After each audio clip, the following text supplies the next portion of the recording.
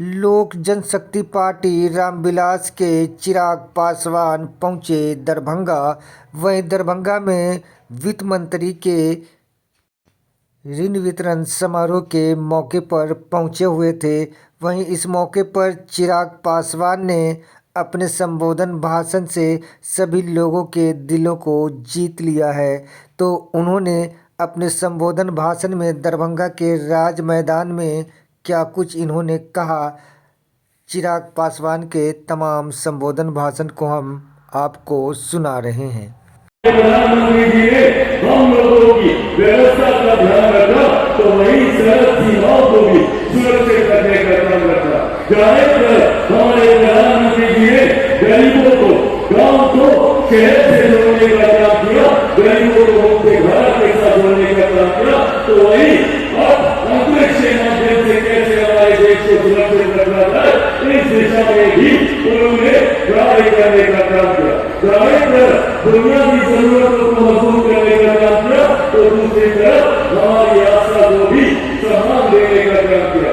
आज मैं यहाँ देखना की धरती पर मौजूद हूँ, इस बात को कहना मैं जाने करना कि किस तरीके से निर्मला के जवाब प्रभु श्री राम, जो की दशक पिछले 500 साल से पेड़ के नीचे धूप गर्मी धूप मिट्टी में विराजमान थे, देश में पहले ऐसे प्रधानमंत्री आए जिन्होंने हम लोगों की आशा को सम्मान देते हुए अयोध्या में भव्य राम मंदिर का निर्माण कराकर प्रभु श्री राम की मूर्ति की प्रतिमा का प्राण प्रतिष्ठा भावे करने का काम किया। हमारा देश प्रधानमंत्री जी के नेतृत्व में विकसित भारत बनने की दिशा में अग्रसर होगा।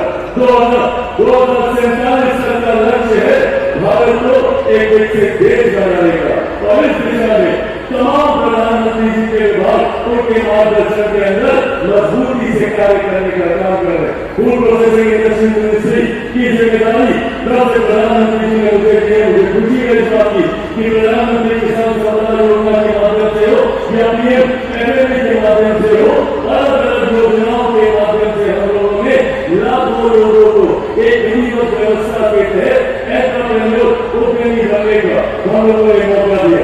हम लोग की सोच है, जो प्रधानमंत्री जी कहते हैं आत्मनिर्भर बनने की, हम लोग की भी सोच है, और भाजपा को बिहार को इसकी जरूरत है।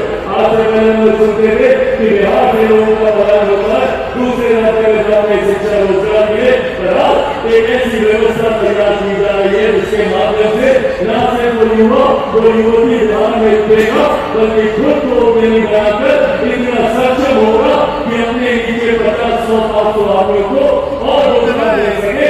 इस दिशा में हमारी सरकार कार्य कर रही है, और डबल इंजन सरकार का यही बात है कि धारे पर केंद्र में प्रधानमंत्री नरेंद्र मोदी जी, तो वही बिहार में हमारे मुख्यमंत्री आदरणीय नीतीश कुमार जी के नेतृत्व में ये व्यवस्था सुचारू रूप से चल रही है। जाहिर तरह हम लोग इससे देश की ओर अग्रसर हो रहे हैं, तो वो दिन भी दूर नहीं जब हम लोग घर से बोलेंगे कि हमारा राज्य बिहार एक विकसित राज्य है, और विकसित राज्य की दिशा में बनाने के लिए, विकसित राज्य बिहार को बनाने के लिए प्रधानमंत्री जी के मार्गदर्शन में, मुख्यमंत्री नीतीश कुमार जी के मार्गदर्शन में हम तमाम साथी मिलकर कार्य कर रहे हैं। बस हम लोग को जरूरत है तो आप सबके साथ ही, आप सबके सहयोग की प्रार्थना मैं मुख्यमंत्री जी का धन्यवाद करता हूँ कि आज जो बिहार की धरती पर आई, निर्मला की धरती पर आई, और आप लोगों की हजारों करोड़ की योजनाओं की जिस तरीके से वो सफलता देकर प्रधानमंत्री जी ने यहाँ पर आए, वो लगभग 12,000 करोड़ से ज्यादा की राशि की परियोजनाओं की वो घोषणा करके गए थे।